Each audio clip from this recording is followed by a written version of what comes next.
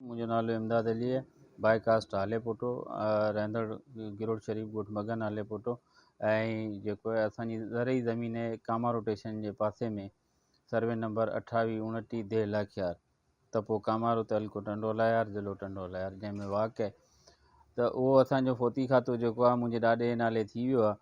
ऐं उन ते जेको आहे साम्हूं धुर सऊद अहमद वल्द मोहम्मद हाशिम दर्स ADC उन वटि अपील दायर कई। उहा अपील उन डिसमिस थी जेका आई मौजूदु आहे।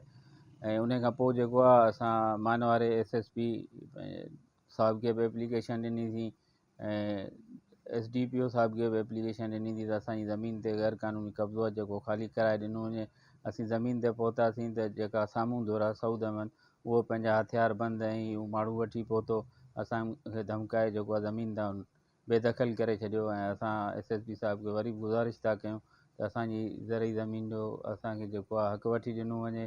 DC साहिब खे बि एप्लीकेशन असां ॾिनी आहे कब्ज़े जे ख़िलाफ़ु। सभिनी आला इख़्तियारनि खे असांजी पुरज़ोर अपील आहे त असांजी ज़रई ज़मीन असांजे हवाले कई वञे। उन जे लाइ IG Sindh, DIG Hyderabad, SSP Tando Allahyar, deputy commissioner Tando Allahyar ऐं आला इख़्तियारनि सभिनी खे असांजी अपील आहे त हू हिकु बाअसर आहे जंहिंखां असांजी ज़मीन असांखे ख़ाली कराए ॾिनी वञे, जेको असांजो हक़ु आहे, ऐं असांजो इंसाफ़ु कयो वञे। इंसाफ़ जे लाइ असांजी अपील आहे सभिनी आला इख़्तियारनि खे इन ते नोटिस वठी ऐं असांजो जाइज़ मसइलो हल करे ॾिनो वञे। असांजी तक़रीबन टोटल ज़मीन जेका आहे 8 एकड़ 7 गुंठा आहे, जंहिंमें असांजो शहर आहे 21 पैसा। 21 पैसा असांजो जेको आहे शहर आहे। शहर मुताबिक़ 1 एकड़ 28.5 गुंठा असांजी ज़मीन थिए थी। तो उन हवाले सां ऐं साल खनि थियो आहे। साल पहिरीं जेको आहे जॾहिं असांजी अपील जेका DC वटि हली पई त उन्हनि जो ज़मीन पई आहे, असीं इन खे सिधी करे जेको आहे पोइ पाण इन खे विराए वठंदासीं, हींअर छॾियोसि त असीं सिधी करे था छॾियूं, खॾा लॻी विया आहिनि ज़मीन में। असांजी अपील जे दौरान जेको आहे हिननि स्टे वठी उहा ज़मीन पोखे छॾी। हाणे अपील बि ख़तमु थी वई। असां जो हाणे असांजी ज़मीन पंहिंजे असांजे हवाले कई वञे। उन तां जेको आहे उहो बाअसर ऐं पंहिंजे पाण खे ख़ुफ़िया इदारनि जो माण्हू थो सम्झे, उहो असांखे डराए धमकाए ऐं हथियार बंधनि जे ज़ोर ते अचण ई नथो ॾिए ज़मीन ते।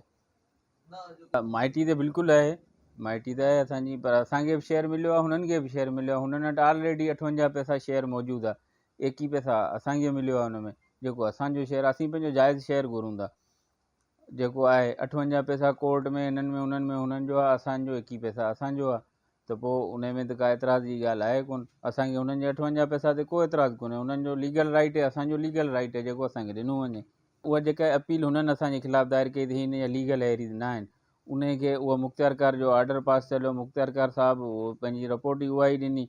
उन तहत जेको ADC 1 ने फ़ैसिलो ॾिनो जेको मौजूदु आहे, ऐं उन्हनि जी अपील जेका आहे उहा डिसमिस थी।